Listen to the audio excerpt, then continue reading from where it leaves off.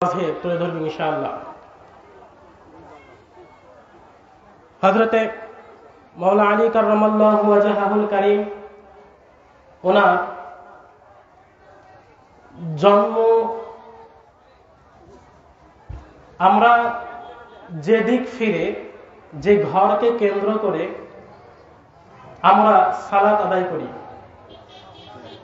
আমরা যেই ঘরকে কেন্দ্র করে সালাত আদায় করি সেই পবিত্র ঘর কাবা শরীফ, এই কাবা শরীফের ভিতরে হযরতে মাওলা আলী কাররামাল্লাহু ওয়াজহাহুল কারীম ওনার জন্ম। সুবহানাল্লাহ। যেন তেন লোক না। হযরতে মাওলা আলী কাররামাল্লাহু ওয়াজহাহুল কারীম উনি যখন ওনার মাতার রেহেম মুবারকে ছিলেন, হযরতে ফাতেমা বিনতে আসাদ ওনার মায়ের নাম কি? ফাতেমা বিনতে আসাদ। হযরতে মাওলা আলী কাররামাল্লাহু ওয়াজহাহুল কারীম উনি যখন ওনার মায়ের রেহেম মুবারকে ছিল,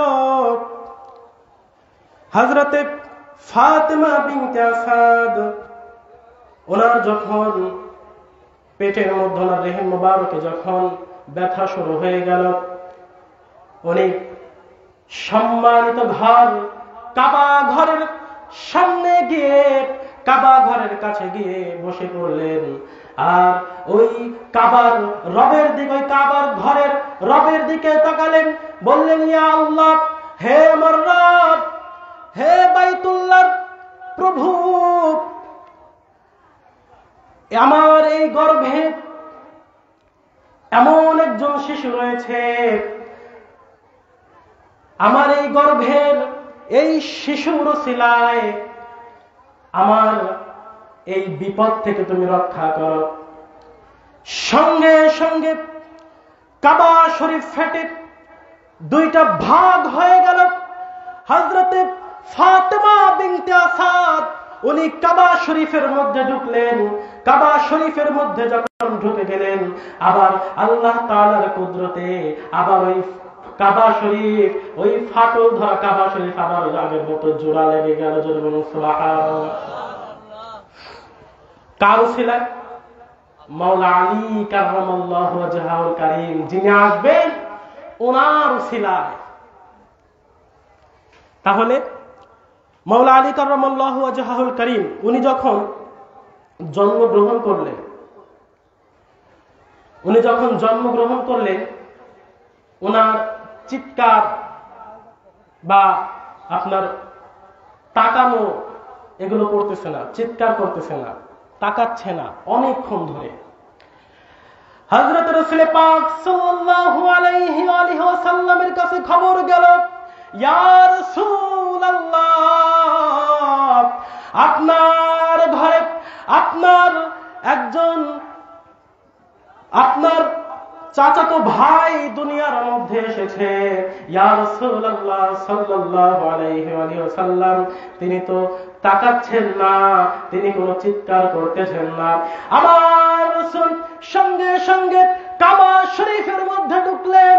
কাবা শরীফের মধ্যে ঢোকার পরে হযরতে মাওলা আলী কাররামাল্লাহু ওয়াজহাহুল কারীম ওনাকে যখন কোলে নিলেন, কোলে নেওয়ার সঙ্গে সঙ্গে হযরতে মাওলা আলী কাররামাল্লাহু ওয়াজহাহুল কারীম উনি সঙ্গে সঙ্গে দুইটা চোখ খুলে ফেললেন। এর কারণ হযরতে রাসূল পাক সাল্লাল্লাহু আলাইহি ওয়াসাল্লাম উনি পর্দা নেওয়ার আগে এই কারণটি বলেছিলেন। কারণটি হলো, মাওলা আলী কাররামাল্লাহু ওয়াজহাহুল কারীম ওনাকে যখন বলা হলো, হে আলী, তুমি তাকাচ্ছিলে না কেন? হযরতে মাওলা আলী কাররামাল্লাহু ওয়াজহাহুল কারীম উনি রাসূল সাল্লাল্লাহু আলাইহি ওয়াসাল্লামকে বলতেছেন, ইয়া রাসূলুল্লাহ, আল্লাহর কাছে আমি ওয়াদা দিয়ে এসেছিলাম, হে আল্লাহ, আমি যখন দুনিয়ার মধ্যে যাব, এই দুনিয়ার ভিতরে পদার্পণ করার পরে আমি সর্বপ্রথম তোমার দোস্ত রাসূল পাক সাল্লাল্লাহু আলাইহি ওয়াসাল্লামের চেহারা দেখতে চাই। এই জন্য উনি তাকাচ্ছিলেন না। রাসূল সাল্লাল্লাহু আলাইহি ওয়াসাল্লামের চেহারা মুবারক দেখার জন্য। তাহলে আজকে জিনার মাহফিলে জিনারকে উদ্দেশ্য করে এই মর্যাদাপূর্ণ রজনীতে আমরা বসেছি। জিনার স্মরণে আমাদের ভিতরে মহব্বত আছে, তিনার প্রতি ভালোবাসা আছে, এই জন্য আমরা এই আয়োজনগুলো করতেছি, ঠিক না? ঠিক। এখন আল্লাহ রাসূল সাল্লাল্লাহু আলাইহি ওয়াসাল্লাম বলতেছেন যে হযরতে মাওলা আলী তাকে যে ভালোবাসে সে মূলত আমি রাসূল সাল্লাল্লাহু আলাইহি ওয়াসাল্লামকে ভালোবাসলো। আর যে ব্যক্তি তাকেই হে আমার প্রভু, হে আমার আল্লাহ, এই আলীকে যে ভালোবাসে, এই আলীর সাথে যে বন্ধুত্ব করে, তুমিও তার সাথে বন্ধুত্ব করো। ফাহুব্বু মান আহাব্বাহু, এই আলীকে যে ভালোবাসে তুমিও তাকে ভালোবাসো। আবগাদা মান আবগাদাহু, আলীর সাথে যে দুশমনি করে, আলীর সাথে যে দুশমনি করে, ইয়া আল্লাহ তুমিও তার সাথে দুশমনি করো। ওয়ানসুর মান নাসরাহু, আলীকে যে সাহায্য করে তুমিও তাকে সাহায্য করো। জোরে বলুন সুবহানাল্লাহ। তাহলে হযরতে মাওলা আলী কাররামাল্লাহু ওয়াজহাহুল কারীম, ওনাকে সাহায্য করা, ওনাকে ভালোবাসা, ওনাকে যদি আমরা ভালোবাসি, ওনার কথা, উনি যে দিক নির্দেশনা যে আমাদেরকে দিয়ে গেছেন, এই দিক নির্দেশনা যদি অনুযায়ী যদি আমরা চলি, তাহলে আমাদেরকে কে ভালোবাসবেন? আল্লাহ। কে বলতেছেন? হযরতে রাসূল পাক সাল্লাল্লাহু আলাইহি ওয়াসাল্লাম। এই জন্য আজকের এই মহামান্বিত রজনী, এই রজনীতে আমাদের প্রত্যেকের হযরতে মাওলা আলী কাররামাল্লাহু ওয়াজহাহুল কারীম ওনার ব্যাপারে অনেক বক্তারা ওয়াজ করবেন। ওনার আকীদা সম্পর্কে, আমাদের আকীদা যেন ঠিক থাকে ওনার ব্যাপারে, কারণ উনি হচ্ছেন ইমামের প্রথম ইমাম। উনি কি প্রথম ইমাম, ওনার থেকে ইমামত শুরু। অনেকেই বলে রাসূল পাক সাল্লাল্লাহু আলাইহি ওয়াসাল্লাম ওনার তো কোনো বংশধর নাই, ওনার কোনো বংশধর নাই, তাহলে আপনার আহলে বাইত আলে রাসূল এগুলো আসলো কোথা থেকে? তারা কি ইমাম বোঝে না, ইমামত বোঝে না? হযরতে রাসূল পাক সাল্লাল্লাহু আলাইহি ওয়াসাল্লাম ওনার চাচাতো ভাই ছিলেন হযরতে মাওলা আলী, এবং অন্য দিক থেকে ফাতেমা আলাইহিস সালাতু ওয়াস সালাম ওনার সাথে বিবাহ দিয়েছিলেন, মা খাতুনে জান্নাত ফাতেমাতুজ জাহরা। এই দুই দিক থেকে এসেছেন কে? হযরতে মাওলা হাসান এবং হযরতে মাওলা হুসাইন। এই যে বংশ শুরু, বংশ শুরু।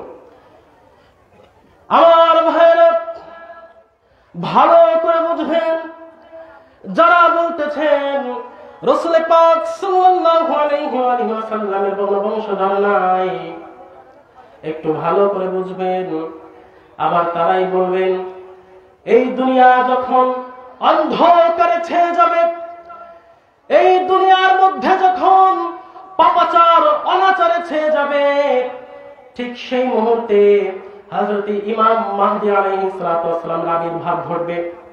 ইমাম মাহদী, এটা কিন্তু প্রত্যেকেই বিশ্বাস করে হযরত ইমাম মাহদী আলাইহিস সালাতু ওয়াস সালাম আসবে, আসবে না?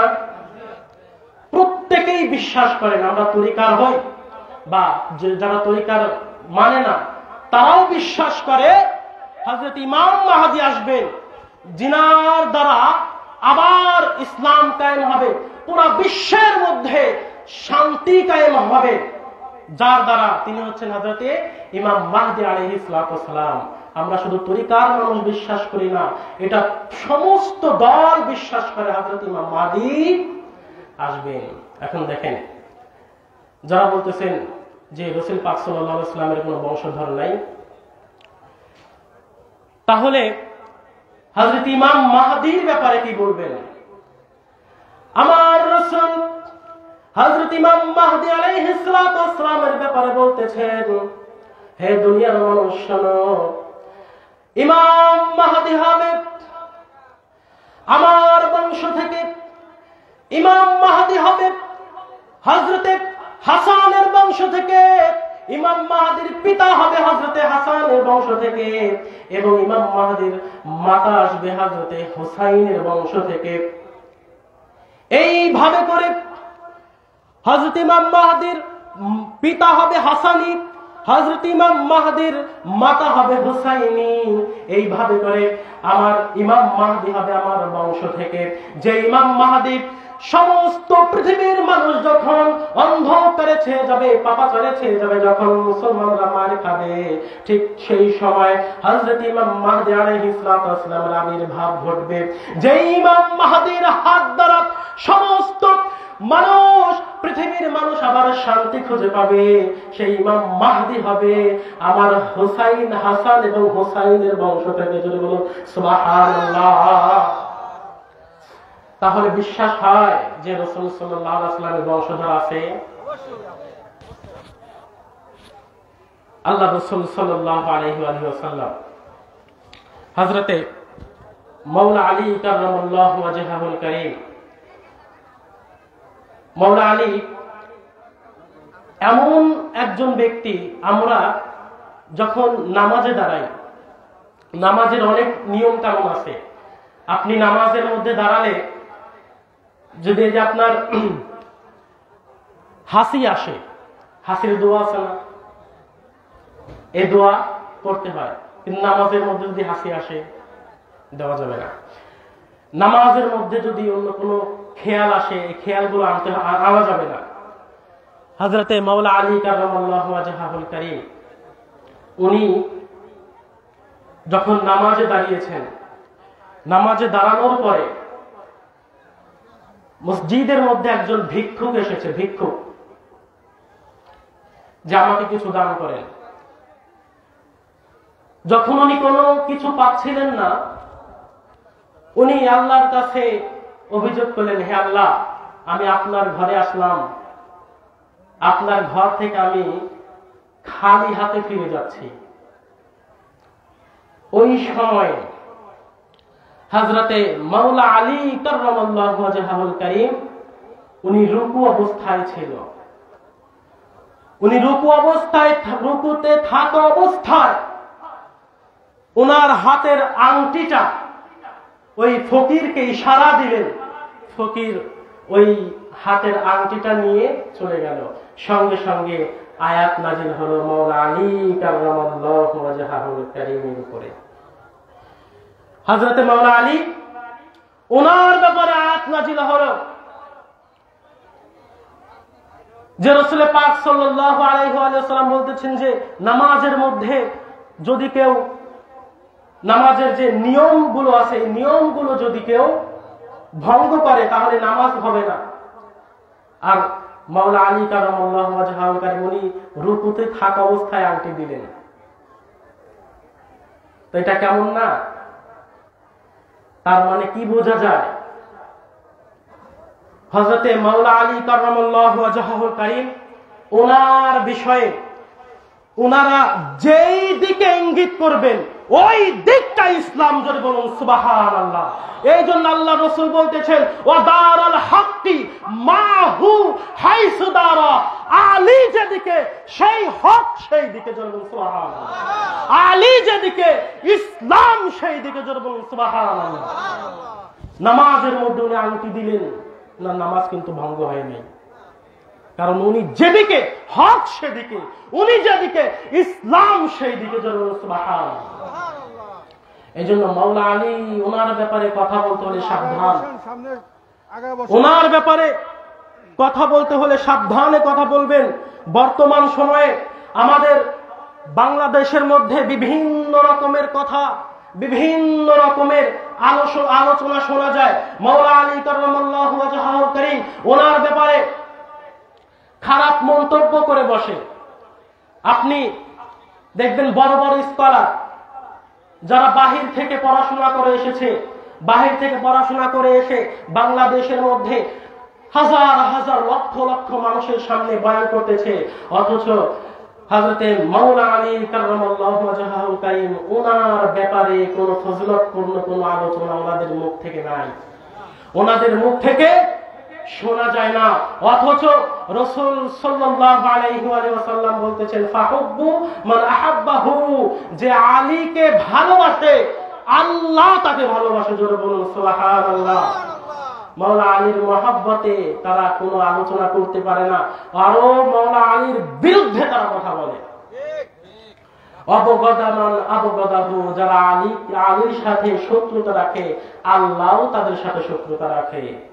তাদের মাহফিলে শত হাজার হাজার লক্ষ লক্ষ লক্ষ লক্ষ লক্ষ মানুষ হোক, তারপরেও যদি মাওলা আলী কাররামাল্লাহু ওয়াজহাহুল কারীম ওনার ব্যাপারে যদি বিন্দু পরিমাণ যদি বেয়াদবিমূলক কথা বলে, তাহলে আল্লাহ পাক রব্বুল আলামিন তাদেরকে জাহান্নামে দিতে দ্বিধাবোধ করবে না।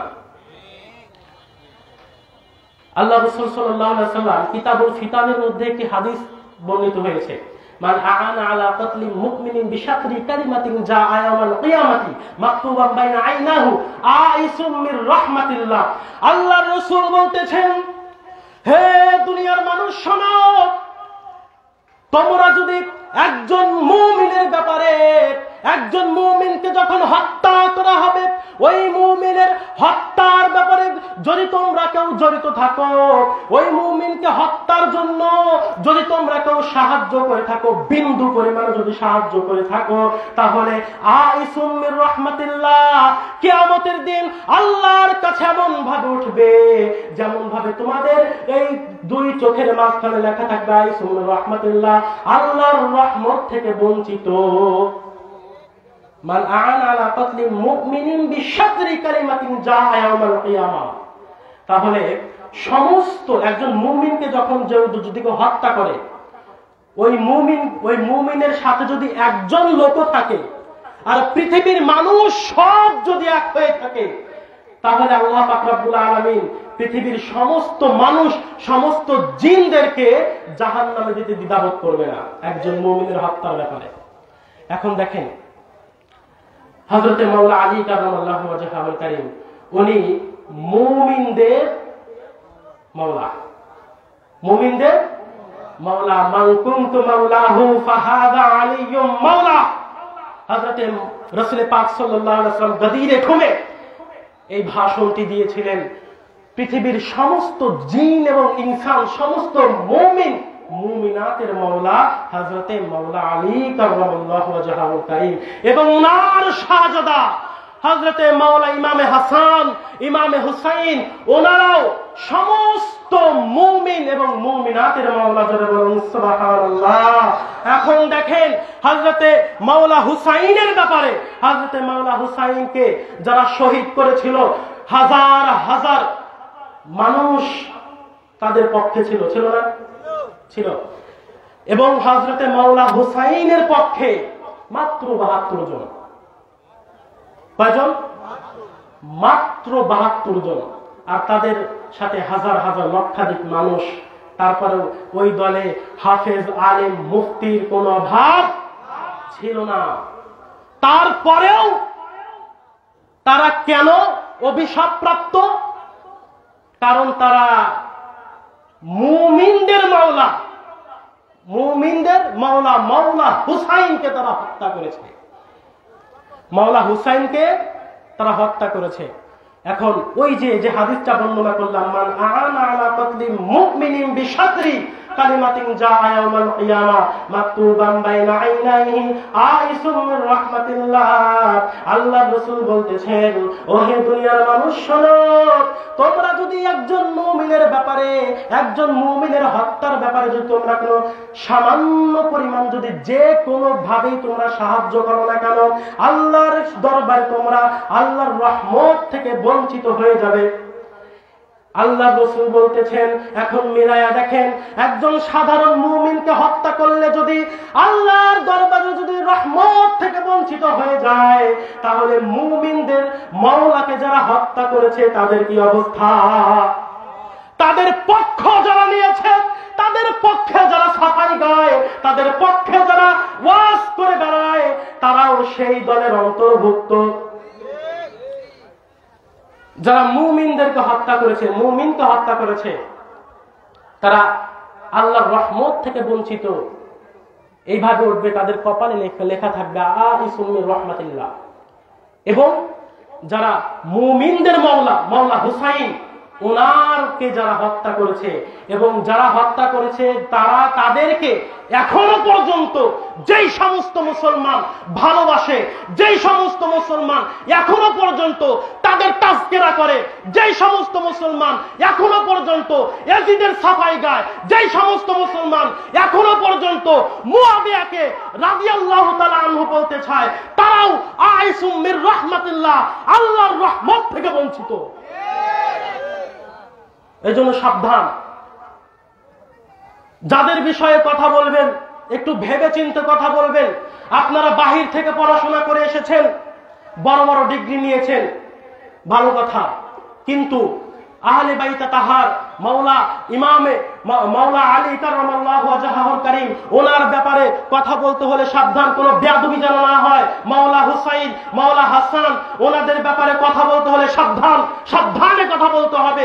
আপনি কথা বলতে বলতে আপনি বলে ফেললেন মাওলা আলী, এভাবে তো বলে না, বলে আলী নামাজের মধ্যে মদ খেয়ে নামাজের মধ্যে মাতলামি করেছে। এই সমস্ত কথা যখন বলবেন, আল্লাহ রসুলের হাদিস অনুযায়ী আপনি বেঈমান হয়ে গেছেন, ঈমান থেকে বেঈমান হয়ে গেছেন, খারিজি হয়ে গেছেন। অবগদামান আবগদাহু, যারা আলীর সাথে দুশমনী রাখে, আলীর সাথে যারা দুশমনী রাখে, হে আল্লাহ তুমিও তাদের সাথে দুশমনী রাখো। এজন্য তাদেরকে আপনারা, এই যে যারা ইয়াং জেনারেশন আছেন, যারা যুবক ভাইয়েরা যারা আছেন, এখন তো ঈমান হারাতে বেশি সময় লাগে না, ঈমান হারাতে বেশি সময় লাগে না। এই যে মুরব্বী যারা আছে, যারা ইন্টারনেট বোঝে না, যারা ইন্টারনেট বোঝে না, যারা জন্মগতভাবেই বা আগে থেকেই মাওলা হুসাইন এনাদের ভালোবাসার মহব্বতকারী, যারা এখন যারা বৃদ্ধ হয়ে গেছে, ইন্টারনেট বোঝে না, ইনাদের ঈমান হরণ করা অনেক কঠিন।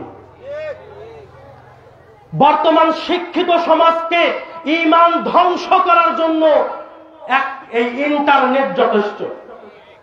কারণ আমি আপনাদেরকে বলে দেই, আল্লাহ রসুল একটি হাদিসে পাকের মধ্যে বলতেছেন, এমন একটি সময় হবে যে সময়ের মধ্যে মানুষ সকালে ঈমানদার থাকবে, বিকালে বেঈমান হয়ে যাবে। বিকালে যদি ঈমানদার থাকে, সকালে বেঈমান হয়ে যাবে। এর কারণটা একটু খেয়াল করে দেখেন, আল্লাহ রসুল কেন বললেন এই কথা? একজন ব্যক্তি সকালে ঈমানদার, বিকালে বেঈমান কেন হবে? এই যে মোবাইল, যদি আপনার ভিতরে আহলে বাইত তাহারদের সম্পর্কে যদি জ্ঞান না থাকে, আমার আপনার ভিতরে যদি আলে রাসূলদের জ্ঞান যদি না থাকে, তাহলে আমরা সহজেই ওই সমস্ত কথা যারা ইন্টারনেটে বলতেছে, হযরতে আলী মদ খেয়ে মাতলামি করেছে নামাজের মধ্যে, আমার আপনার যদি মাওলা আলী সম্পর্কে যদি ধারণা না থাকে, ওই কথা যখনই আমি শুনলাম, ওই কথা শোনা মাত্র যদি বিন্দু পরিমাণ যদি আমার কলবের মধ্যে একটু যদি বলি, হ্যাঁ এত এত বড় স্কলার, বাহির থেকে পাশ করে এসেছে, এত সুন্দর ওয়াজ করতেছে, লক্ষ লক্ষ মানুষ তার ওয়াজের মধ্যে হয়েছে, এ তো বেঠিক বলতেছে না, হয়তো ঠিক বলেছে, এই কথা যখন আপনি এই মনে মনে চিন্তা করবেন, আপনার ঈমান শেষ। এই জন্য আল্লাহ রাসূল বলতেছেন, এমন একটি সময় আসবে যখন মানুষ সকালে ঈমানদার থাকবে, বিকালে বেঈমান। এজন্য সাবধান। মাওলা আলী কারামাল্লাহু ওয়াজহাহুল কারীম, ওনাদের ব্যাপারে, মাওলা ইমামে হাসান, ইমাম হুসাইন, ওনাদের ব্যাপারে আমাদের তরিকার হোক বা বাহিরের হোক, যে কেউ হোক, ওনাদের ব্যাপারে যদি কেউ বিন্দু পরিমাণ বেয়াদবি করে, বিন্দু পরিমাণ যদি কেউ বেয়াদবি করে, আমরা তার পক্ষে নাই। এটা আমাদের তরিকার লোক যদি হয়, আমরা তাকে সাপোর্ট করব না। আমাদের তরিকার লোক যদি হয়, আমরা তাকে সাপোর্ট করব না। আজকের এই মহামান্বিত রাত, এই মর্যাদাপূর্ণ রাত, আজকের কিছু কিছু পীর ভাই এরকমও বলে বেড়ায় যে আজকের রাত ততটা গুরুত্ব না, আপনারা মাহফিলে আসেন বা না আসেন সমস্যা নেই, অতটা গুরুত্বপূর্ণ না। এরকম কথাও কিন্তু শোনা যায়, এরকম কথা শোনা যায়। কারণ ওই যে নলেজ নাই, মাওলা আলী সম্পর্কে নলেজ নাই, জ্ঞান নাই। এজন্য যেই বলুক মাওলা আলী সম্পর্কে, আহলে বাইত তাহারদের সম্পর্কে যদি বেয়াদবিমূলক কথা যেই বলবে, তার সাথে আমাদের কোনো সম্পর্ক নাই। আল্লাহ রাসূল সাল্লাল্লাহু আলাইহি ওয়া সাল্লামের রেখে যাওয়া আলে রাসূল, আহলে বাইত তাহারদের দামান ধরে আমরা যেন মৃত্যুর পর্যন্ত ওনাদেরকে মহাব্বত করে আমরা যেতে পারি। আল্লাহ পাক রব্বুল আলামিন সেই তৌফিক আমাদেরকে দান করুক। সকলে বলি আমিন।